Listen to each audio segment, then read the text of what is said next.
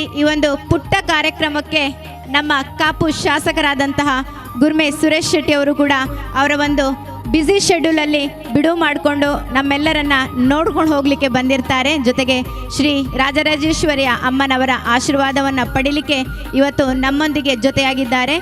So ನಿಮ್ಮ busy ಶೆಡ್ಯೂಲಲ್ಲೂ ಇವತ್ತು ನಮ್ಮ ಜೊತೆ ಆಗಿರೋದಕ್ಕೆ ತುಂಬು ಹೃದಯದ ಧನ್ಯವಾದಗಳನ್ನು ಸಲ್ಲಿಸ್ತಾ ಇದ್ದೇವೆ ಸರ್. ಸೊ ನಿಮ್ಮ ಒಂದು 2 ನಿಮಿಷದ ಮಾತುಗಳಿಗಾಗಿ ನಿಮ್ಮನ್ನ ವೇದಿಕೆಗೆ ಪ್ರೀತಿಪೂರ್ವಕವಾಗಿ ಬರಮಾಡ್ಕೊಳ್ತಾ ಇದ್ದೇವೆ. ಓಂ ಶ್ರೀ ಗುರುಭ್ಯೋ ನಮಃ. ದಿವಂಗತ ಕಮಲಮ್ಮಗಿರಿಂದ ಪ್ರತಿಷ್ಠಾಪನೆ ಮಾಡಿ ಅನುಚಾನವಾಗಿ ಈವರೆಗೆ ಈ ಊರಿನ ಈ ಕುಟುಂಬದ ಬಂಧುಗಳು, ಈ ಊರಿನ ಬಂಧುಗಳು ಈ ಒಂದು ವಾರ್ಷಿಕ ಮಹೋತ್ಸವ ನಡೆಸ್ಕೊಂಡು ಬರ್ತಾಯಿದ್ದೀರಿ. ನನ್ನ ಸೌಭಾಗ್ಯ. ನಾನು ಶಾಸಕನಾಗುವ ಪೂರ್ವದಿಂದಲೂ ಇಲ್ಲಿಗೆ ನಾನು ಬರ್ತಾಯಿದ್ದೆ. ನಾನು ನಮ್ಮ ಭಟ್ರು ನನಗೆ ಆಶೀರ್ವಾದ ಮಾಡಿ ನನಗೆ ಪ್ರಸಾದ ಕೊಟ್ಟಿದ್ದಾರೆ. ಆ ಪ್ರಸಾದ ಇವತ್ತು ಫಲಿತ ಆಗಿದೆ. ನಿಮ್ಮ ಮುಂದೆ ಒಬ್ಬ ಶಾಸಕನಾಗಿ ನಿಲ್ತಕ್ಕಂಥ ಯೋಗ ಭಾಗ್ಯವನ್ನು ಆ ತಾಯಿ ರಾಜೇಶ್ವರಿ ನಮಗೆ ಒದಗಿಸ್ಕೊಟ್ಟಿದ್ದಾರೆ. ಒಂದು ಸಂಘಟನೆ ಅಥವಾ ಯಾವುದೇ ಸಭೆ ಅದು ಜಾತಿ ಮತ ಪಂಥ ಮೇಲು ಕೀಳು ಅದನ್ನು ಮೀರಿ ನಿಂತಾಗ ಆ ಒಂದು ಸಭೆ ಅದು ಕೂಡಲ ಸಂಗಮ ಆಗ್ತಂತೆ. ಆ ದರೆ ಧರ್ಮಸ್ಥಳ ಆಗ್ತದೆ. ಅವರ ಬದುಕೊಂದು ಸ್ವರ್ಗ ಆಗ್ತಂತೆ. ಜೀವನ ಒಂದು ಉತ್ಸವ ಆಗ್ತಂತೆ. ಭಾರತ ಹಲವು ಸಂಸ್ಕೃತಿ ತವರನ್ನೆಲ್ಲ ಬಹುಬದುಕುಗಳ ಕಥನ ಅಂತಕ್ಕಂಥ ಮಾತನ್ನು ಕೇಳಿದ್ದೀವಿ. ಹಾಗಾಗಿ ಹೇಳ್ತಾರೆ, ಕಾವ್ಯೇಶು ನಾಟಕಂ ರಮ್ಯಂ ಶಾಸ್ತ್ರೇಶು ಭಾರತಂ ರಮ್ಯಂ ಅಂತೇಳಿ.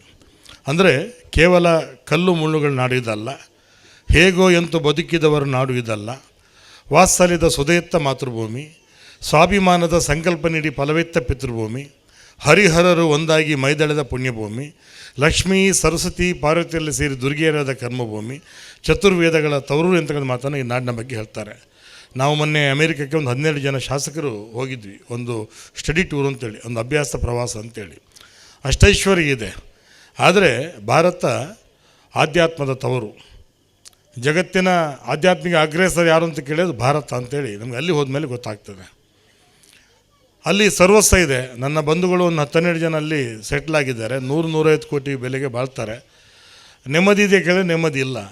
ನಿದ್ದೆ ಬರುತ್ತೆ ಕೇಳಿದ್ರೆ ನಿದ್ರೆ ಮಾತ್ರ ಕೆತ್ತೊಂಡ ಮಾತ್ರ ನಿದ್ದೆ ಬರ್ಬೋದು ಮಾತು ಹೇಳ್ತಾರೆ. ವಾಟ್ ಈಸ್ ಯುವರ್ ಪ್ರಾಬ್ಲಮ್ ಅಂತ ಕೇಳಿದಾಗ my son is my problem, my daughter is my problem ಅಂತ ಹೇಳ್ತಾರೆ. ಹಾಗಾಗಿ ಪ್ರಶ್ನೆ ಇರುವಂಥದ್ದು why to live and how to live ಅಂತೇಳಿ. ಮಕ್ಕಳಿಗೆ ಆಸ್ತಿಯನ್ನು ಮಾಡಬೇಕು, ಮಕ್ಕಳನ್ನೇ ಆಸ್ತಿಯನ್ನು ಮಾಡಬೇಕಂತ ಪ್ರಶ್ನೆ. ಬರುವಾಗ ಮಕ್ಕಳು ಚಂದನೆ ಡ್ಯಾನ್ಸ್ ಮಾಡ್ತಾಯಿದ್ರು. ಮಕ್ಕಳಿಗೆ ಸಂಸ್ಕಾರ ಕೊಡಬೇಕು. ನಾವು ಎಲ್ಲೊಂದು ಕಡೆ ಡಿಗ್ರಿ ಕೊಡುವಲ್ಲಿ ನಾವು ಗೆಲ್ತಾ ಇದ್ವಿ, ಸಂಸ್ಕಾರ ಕೊಡುವಲ್ಲಿ ನಾವು ಸೋಲ್ತಾ ಇದ್ವಿ.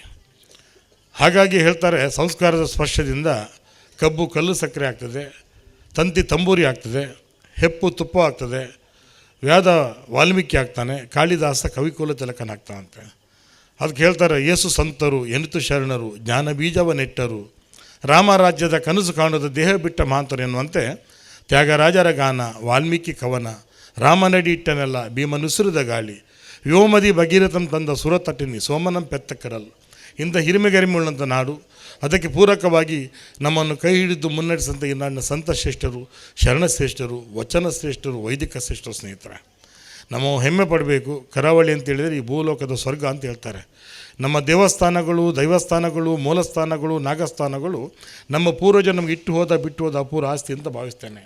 ಇಲ್ಲೇ ಕಲ್ಲುಗಳು ಕಂಬಗಳು ಕೂಡ ನಮ್ಮ ಆಸ್ತಿಕತೆ ಅಗಾಧತೆ ಸೊಲ್ಲನ್ನು ಫಲವಿಸ್ತಂತೆ.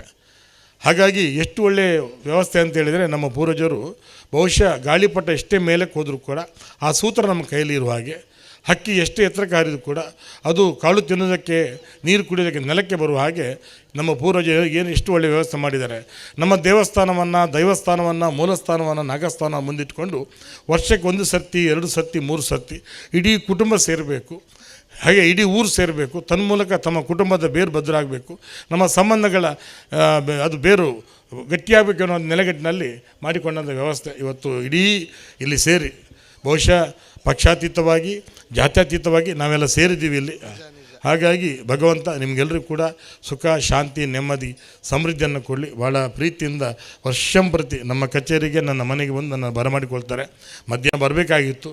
ನಿಮ್ಗೆ ಗೊತ್ತಿರಬೇಕು, ಒಂದು ಕಡೆ ನಮ್ಮಲ್ಲಿ 17ನೇ ತಾರೀಕಿಗೆ ನಾಳೆ ಒಂದು ಕಡೆ ನನ್ನ ಊರಿನ ಕಂಬಳ ಇದೆ, ಅಡುವೆ ಕಂಬಳ ಇದೆ, ನಾನೇ ಗೌರವಾಧ್ಯಕ್ಷ. ಒಂದು ಕಡೆ ಪರ್ಯಾಯ ನಡೀತಾ ಇದೆ, ಹಾಗಾಗಿ ಕೆಲಸ ಒತ್ತಡ ಬರಲಿಕ್ಕೆ ಆಗಲಿಲ್ಲ. ಎಲ್ಲೋ ಬಹುಶಃ ಇಲ್ಲಿ ಬರದೇ ಇದ್ದರೆ ಏನೋ ಕಳ್ಕೊಂಡಂಗೆ ಭಾಸ ಆಗ್ತದೆ. ತಾಯಿ ಮತ್ತೆ ಮತ್ತೆ ನಮ್ಮನ್ನು ಕರೆಸ್ತಾ ಇರ್ತಾಳೆ. ಹಾಗಾಗಿ ನೀವು ಮಾಡಿಕೊಂಡಿರ್ತಕ್ಕಂಥ ವೇದಿಕೆ ಮೇಲೆ ಇರ್ತಕ್ಕ ಎಲ್ಲ ಗಣ್ಯಮಾನ್ಯರಿಗೆ ನಾನು ಮುಡಿಯನ್ನು ಬಾಗ್ತೇನೆ. ಹಾಗೆ ಕಷ್ಟಪಟ್ಟು ಇಲ್ಲಿ ಪೂಜೆ ಪುರಸ್ಕಾರ ಮಾಡ್ತಂದ ನಮ್ಮ ಪೂಜೆ ವಿಧಾನ ಮಾಡ್ತಕ್ಕಂಥವ್ರು ನೀವು ತಂದೆ ತಾಯಿಂದರೆಲ್ಲ ಬಂದಿದ್ದೀರಿ. ನಿಮ್ಮ ಮಕ್ಕಳಿಗೆ ಇದೇ ರೀತಿ ಸಂಸ್ಕಾರ ಕೊಡುವಂಥ ಕೆಲಸ ಆಗಲಿ ಅನ್ನೋಂಥ ಮಾತನ್ನು ಹೇಳ್ತಾ ಮತ್ತೊಮ್ಮೆ ನಮ್ಮ ಮೇಡಮ್ ಮುಂದೆ ಕೂತಿದ್ದಾರೆ. ನಮ್ಮ ಧನ್ಯವಾದ. ಈಗ ನೋಡಿದೆ ಮೇಡಮ್, ಧನ್ಯವಾದ. ನಮ್ಮಲ್ಲಿರೋ ಯಾವಾಗ ಒಳ್ಳೆ ನಿರೂಪಣೆ ಮಾಡ್ತಕ್ಕಂಥ ಮೇಡಮ್ ಅವರು. ಹಾಗೆ ಬಹುಶಃ ಮತ್ತೊಮ್ಮೆ ನೆಮ್ಮದಿಯ ನೆರಳು ನಿಮ್ಮ ಮನೆಗಳನ್ನು ಕಾಯುವಂತಾಗಬೇಕು. ಯಶಸ್ಸಿನ ಕೀರ್ತಿ ಧ್ವಜ ಕೆಳಗಿಳಿದಂತೆ ದೈವ ಹರಿಸ್ಬೇಕನ್ನೋ ಪ್ರಾರ್ಥನೆ ಮಾಡ್ತೇನೆ. ಯಾಕಂತ ಹೇಳಿದರೆ ಬದುಕ ಪಯಣ ಅದು ಕೇವಲ ಮಸಂದೊರೆ ಮಾತ್ರ ಅಲ್ಲ, ಅದರ ಆಚೆ ಒಂದು ಪಾರಮಾರ್ಥಿಕ ಪಯಣ ಕೂಡ ಇರ್ತಾಂತೆ. ಅದು ಕೇಳ್ತಾರೆ, ಮಾತು ಮೌನಗಳ ನಡುವೆ ಏದುಸಿರು ಬಿಡುವ ಬದುಕ ಪಯಣ, ಹುಟ್ಟು ಸಾವುಗಳ ಜೋಳಿಗೆಯಲ್ಲಿ ಜೀವ ಸಂಕತನ ಆವರ್ತನ ಎನ್ನುವಂತೆ ಕಾಮನ ಬಿಲ್ಲಿನಂತೆ ಕ್ಷಣಿಕವಾದ ಸಿರಿತನ, ಶರತ್ಕಾಲದ ಮೇಘದ ಚಂಚಲದಿಂದ ಯೌವನ, ಹುಲ್ಲ ಮೇಲಿನ ಮಂಜಿನ ಹನಿಯಿಂದ ಜೀವನ ಅಂತಕ್ಕಂಥ ಮಾತನ್ನು ಹೇಳ್ತಾರೆ. ಹಾಗಾಗಿ ಬಯಲಲ್ಲಿ ಹುಟ್ಟಿ ಬಯಲಲ್ಲಿ ಬೆಳೆದು ಬಯಲಾಗುವಂಥ ಬಯಲ ಬದುಕು ಅದು ನೋಡೇ ಮನುಷ್ಯ ಬದುಕಿದ ಬಗ್ಗೆ ಹೇಗೆ, ಸಾಮಾಜಿಕವಾಗಿ ಆತನನ್ನು ಬಿತ್ತರಿಸಿಕೊಂಡ ಬಗ್ಗೆ ಹೇಗೆ, ಆಧ್ಯಾತ್ಮಿಕವಾಗಿ ಆತನ ಚಿಂತನೆ ಏನು, ಹಾಗೆ ಸಾಂಸಾರಿಕವಾಗಿ ಅದನ್ನು ನಡೆನುಂಡು ಏನೋದನ್ನು ಈ ಸಮಾಜ ಬಗೆ ನೋಡ್ತಾಂತೆ. ಹಾಗಾಗಿ ಭಾಳ ಪ್ರೀತಿಯಿಂದ ಇಲ್ಲಿ ಬರಮಾಡಿಕೊಂಡಿದ್ದೀರಿ. ನಾನು ಬರುವಾಗ ಮಕ್ಕಳ ಡ್ಯಾನ್ಸ್ ನಡೀತು, ಭಾಷಣ ಬುರ್ಚಿ ಅಂತ ಬಂಡೆ ಕೇಂಡಿಜೀರ್. ನಿಮ್ಮ ಪ್ರೀತಿ ಭಾಳ ದೊಡ್ಡದು. ಹೇಳ್ತಾರೆ, ಧರ್ಮಲೀಲೆಯೋ ಕಾಣೆ, ಕರ್ಮಜಾಲವೋ ಕಾಣೆ, ಅದು ಬುದ್ಧಿ ಆಚೆಗಿನ ಮಾತು, ಭವದಲ್ಲಿ ಕಾಣೆ ಪ್ರೀತಿ ಅಂತ ವಸ್ತುವಿನಂತೆ ನಿಮ್ಮ ಪ್ರೀತಿಗೆ ಮತ್ತೆ ಮತ್ತೆ ಮತ್ತೆ ಮತ್ತೆ ಚಿರೋಣಿ ಮಾತನ್ನು ಹೇಳ್ತಾ ಮಾತನ್ನು ಮುಗಿಸಿ ನಮಸ್ಕಾರ.